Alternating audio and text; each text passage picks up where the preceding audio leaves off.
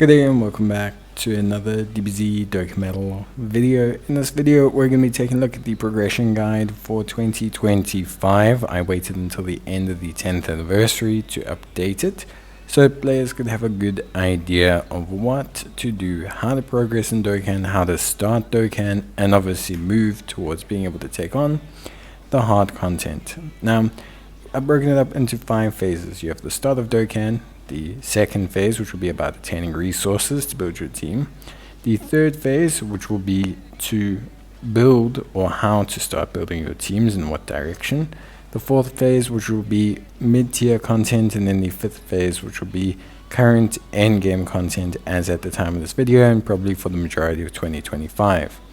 Now it's important to note that I've put free-to-play tips on the side. So you must pretty much always summon on your first banner around 450 stones, skip the starter banner, and yeah, just in general always putting some free to play tips. Now something that's super important is the game now gives you an excellent team to start the game off. The Saiyan Saga team is from the Greatest Warrior tutorial missions. You will get a free to play legendary Goku, and you will get a whole team that goes with them. This team can do a ton of content, Dokkan events, challenge events, entry level challenge events. It's really good, but I want to focus on how you should correctly build your account from the ground up, more so than just taking advantage of that really strong starting team and starting to clear challenge content straight away. So once you have the Goku team all set up, once you have all the Saiyan Saga team units and you've completed the tutorial, you're going to want to do some quest mode. You want to do some quest mode, get yourself some stones, and start immediately summoning on the very first banner you see, preferably the Dokkan Festival banner. Now, when you're summoning on a banner, it's important as a new player to take note of a couple of things. Firstly, leader skills. You want to summon on banners because you want units that have big leader skills. Big leader skills give you more build diversity. These units are also generally good on other teams, but by summoning on a banner, you'll start to give yourself a couple units that give you alternative build options. In terms of the rest,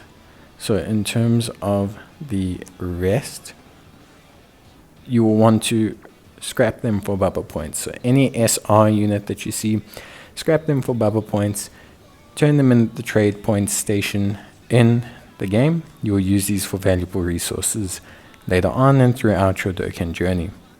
You're going to say, how do I get all these stones? Well, it's quest mode. Unfortunately, the best and easiest way to get lots of stones really fast is to go into quest mode, set yourself up, and just complete all the stages. While you are obviously doing this, my suggestion would be to try your best to potentially consider completing some of these Supreme Kai challenges. Before, doing this with quest mode would be considered maybe not advisable. But now, with the advent of the really good Saiyan Saga team and with the advent of some of the other teams, you can complete some of these missions relatively easily. Whilst you are doing this, my suggestion is also to unlock both the Ginyu Force and the Team Bardock teams. I have videos on both. I'll leave a link in the top right hand corner, but you are going to want to use these teams as well. Not only are these teams great for some of the challenge missions and challenge events, so you can use them to complete like low class warriors events, you can use them to complete space traveling warriors events, but these guys will come in handy as giving you alternative options for tons of content down the line, ultimate clash, etc. These units do need to be easy aid. The process is obviously described in more detail, but definitely you should be doing both of these teams. Both of them are great free-to-play options. It will essentially give you 3 awesome starter teams that give you a variety of categories to kind of go out and complete things with, whether that's eventually Extreme Z battles, harder content, challenge missions, etc.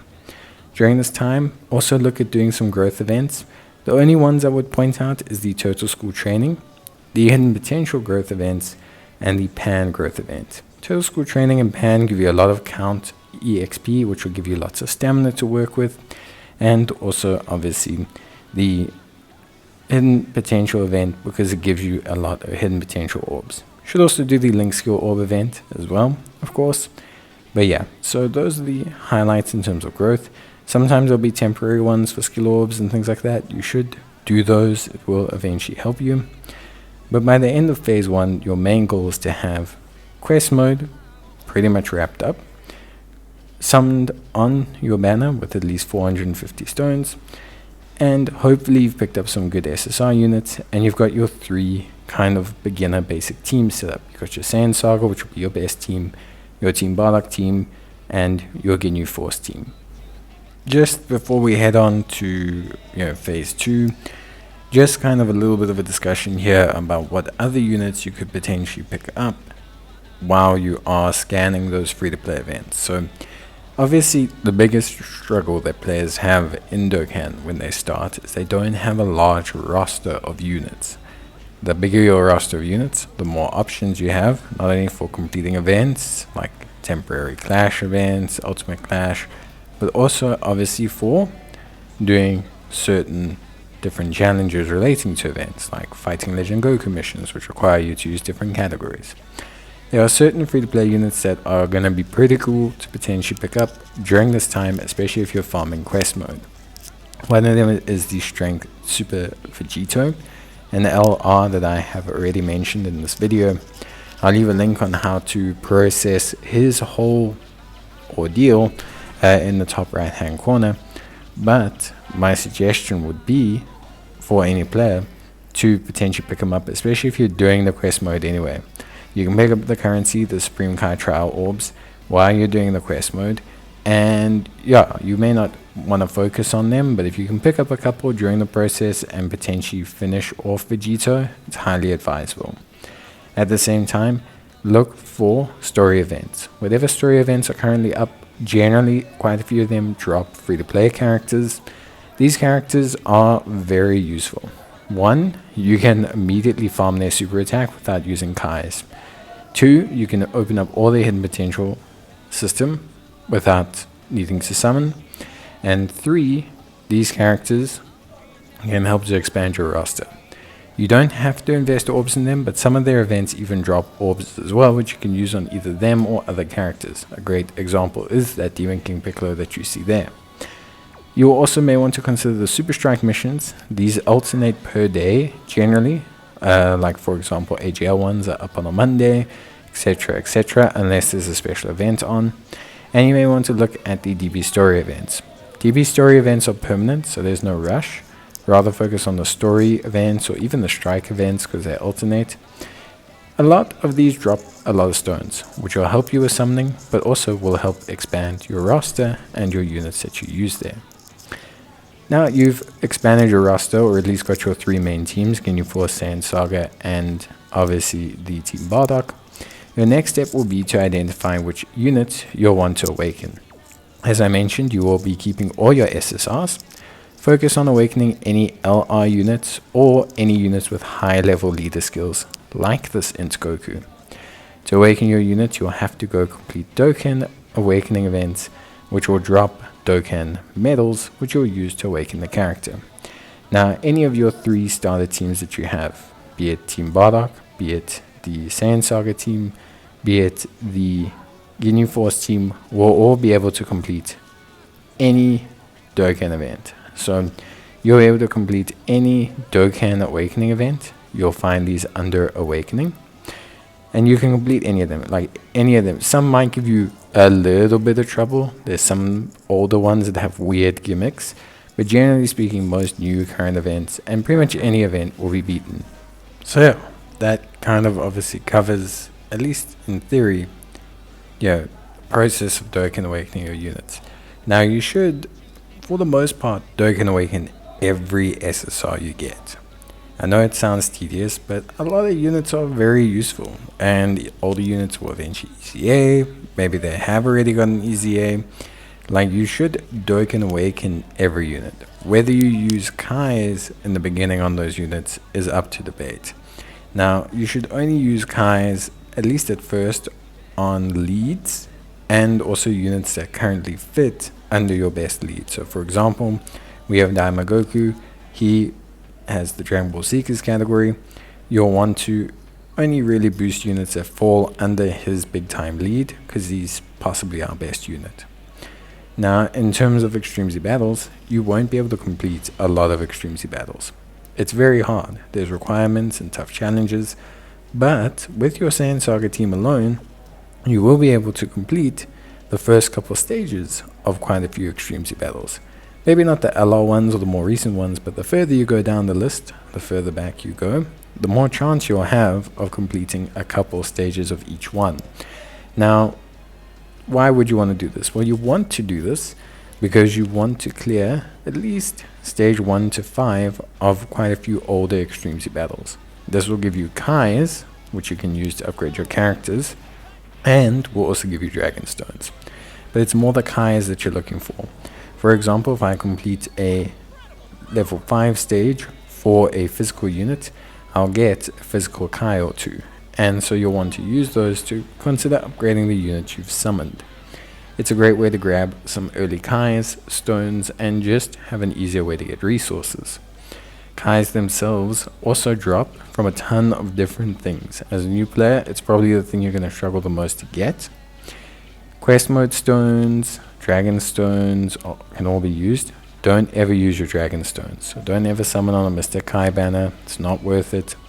Rather go and complete some challenge content, which we'll talk about just now, or exchange your quest mode stones. You'll start to rack up quite a few of these, especially if you've run some of the later stages of these quest mode. And the Supreme Kai trial beacons can also be used here if you want to do that, rather than go and do the strength LR Vegito. So this should be kind of your starting point. Really Dokkan awakening your characters, doing what level of Extreme Z battles and other events you can to pick up some Kais, and generally just fleshing out the couple strong SSRs you get from that initial 450 stones worth of summons. So now we move on to stage 3. You don't have to go into phase 3 with a whole new team. You can still be working on teams, working on units. Phase 3 will start to guide what units you may want to work on. So a great place to start with your Ginyu Force, your Team Bardock, and your Saiyan Saga teams, these are the teams I'm referencing here, will be things like SBRs, so Super Battle Roads, the first couple ones, Fighting Legend events, so the Fighting Legend Goku event, the challenge missions there, the Dokkan Boss Rush, because there's a ton of stones. Your Saiyan Saga team can pretty much clear all of these Boss Rush events, and you'll get hundreds and hundreds of stones. And then considering things like maybe dabbling in the nuking event, but generally speaking, starting to use these events to guide you. So the Boss Rush is there mainly because you want to just get some free easy stones. Super Battle Road will be your starting point for building some alternative teams. It's a great place to begin because there's different categories. So you can look in your box and see, hey, I have a bunch of Pure Saiyans, for example. Maybe I want to try the Pure Saiyan Super Battle Road stage. A great place to start always is the beginning. You should try to do the mono challenges. This is a great incentive to just building a bunch of characters that are physical type, extreme type, AGL type, etc. And I think it's all probably more apparent that you should do that. Same with the Fighting Legend Goku. You can complete the event relatively easily with pretty much any of your 3 teams, but you can use the missions for this event and missions for the things like IDBH or Infinite Dragon Ball History to start to guide you on what you may want to attempt and complete. Your Saiyan Saga team, Ginyu Force team, and Team Bardock team are going to be great options here. Space Traveling Warriors, Ginyu Force. Planet Namek Saga, Ginyu Force. Storied Figures, Team Bardock. Pure Saiyans, Team Bardock. Saiyan Saga team. Yeah, okay, look, that one's a bit of a mixed bag, but it gives you some options to really complete a couple things. The free-to-play units you pick up might also help you flesh out a roster, and as I mentioned, whatever SSRs you have. But picking and choosing some of the SBRs will be a great way to start. You should probably consider at this point still popping, I would say, another couple hundred stones on the banner, maybe bringing your total spend on your first banner to around 650. At this point, maybe you've picked up 1 or 2 premium level SSRs. If it's a big event, like you've started during 10th anniversary, Saiyan Day, not so much Saiyan Day, but 10th anniversary, worldwide celebration, New Year's, for example, where they have some great banners. Here, you can go a little bit deeper, right? But by the end of phase 4, you're going to start basically really developing your team. So with Phase 4, start to pick up on ESBRs. Not just doing a little bit of each, but picking up ESBRs that help to actually EZA units you have. So big an ESBR, maybe I've got GT Goku, for example, of my latest banner, and build a team to beat that ESBR. Go and get the units that allow you to beat that event. Same with all the other challenges, Fighting Legend Goku, Ultimate Clash. Take all of these things and start to really work on it. Start to really incorporate your characters. At this point, you will probably, if you're summoning on a big banner or a relevant banner, have picked up 1 or 2 units like these units that will be able to really push you to a new barrier. In Dokkan, a lot of the latest units are always the strongest, and by just getting a couple of those units, you're going to be able to steamroll a lot of older content. So there's a lot of stones waiting for you just to go pick them up, just by clearing content all over the place. Like I said, IDBH at the back end of last phase, great place to start. ESBR is a great way to evaluate your team. ESBR is a great way to direct you to build it, but ESBR is a great way to test if your team is a little bit better than you think. If your team can clear ESBR, so if you built a Pure Sands team that can do the Pure Sands SBR, then they can clear the ESBR. Those units are generally going to be pretty good for some good entry-level mid-tier content. Things like God Zone, things like maybe some early-stage red zones. Ultimate Clash is what you should be building for. Ultimate Clash requires you to have around about 8 or 9 really solid teams. They can be mono-type teams in some situations. There are free-to-play units that can help now, but really Ultimate Clash will be what you're building for, because it's a temporary event that's a good gauge of, like, I would say, top mid-tier level difficulty. If you can do Ultimate Clash, you can probably do a lot of various stages across all these different events, whether it's speciality events like the Cell Max event, or, you know, the Wicked Bloodlines event, whether it's the Shadow Dragons event. Not saying you'll be able to beat every stage, because some of these events scale. They scale from being weaker events to being higher events, but you'll be able to clear a stage here or there. You'll be able to start picking up certain missions. You'll be able to start picking up certain events that you want to focus on. Things like the Behold support memory event are more difficult for free-to-play players, or just players in general. Sorry, not free-to-play, but players in general that have started the game. The reason why is because it requires you to have a lot of free-to-play options. And you may find that sometimes you're quite limited because you don't have a lot of free-to-play options. You will scale faster as a new player all the time, because the units you're getting on the latest banner are generally stronger than the units that released at the content's release. So you're able to clear, you might even be able to clear your first red zone before you can even clear your first Behold support memory boost event. And that's largely because anything that requires free-to-play characters or more obscure categories, things like demonic power, maybe categories like inhuman deeds, where it's harder for you who's only summoned on singular banners to pick up these units. Don't panic about this. Challenge content is permanent. So if you find that you just don't have a roster of units because you started Dokkan, it's likely because you just don't. You'll probably have to earn those units later on or get them on different banners. Once you've really started to test the waters with the content, once you're feeling really confident you're in a team, let's say you've got them at 55% or easy aid, you've got them with dupes, you've got a couple of the latest units from the banner, so let's say 3 or 4 of them, you put a couple really strong units in the team, you took them against an ESBR, maybe a God Zone event, maybe even an advanced Fighting Legend Goku, and you just find that they are clearing the content with ease. It's now time for you to consider picking up things like Red Zone. Things like Red Zone, things like Supreme Magnificent Battle, things like Memorable Battles, things like the Annie Battle. Don't be scared to start them. A lot of it is super scaled. The first couple Red Zone are nothing like the latest couple Red Zone. So by doing the initial couple Red Zones from the first movie edition or GT edition, you could potentially clear those. It's not a set scale. So in-game content is quite varied in Dokkan. There's like the true in-game, which is basically all like the last 2 or 3 events. But then there's like the in-game, which consists of a variety of content and difficulty in content. Formidable battles, festival of battles, all of this is currently the top tier. but you as a player can engage with it from the bottom rung of that tier. So like I mentioned, the early stages of red zone. At this point as well, super EZAs are something you may want to consider. EZAing your units is great, super EZAing them is even better, and you may want to consider LR EZAs.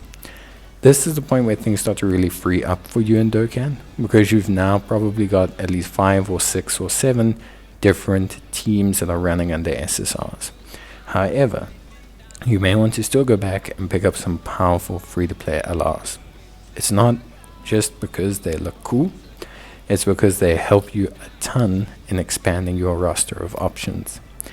Don't be scared to try out hard content, realize you don't have the right team, and come back later. It's how you'll gauge where you are with Dokkan. And remember, summoning on banners, if you're a free-to-play, at this point, be a little bit more cautious and consider saving.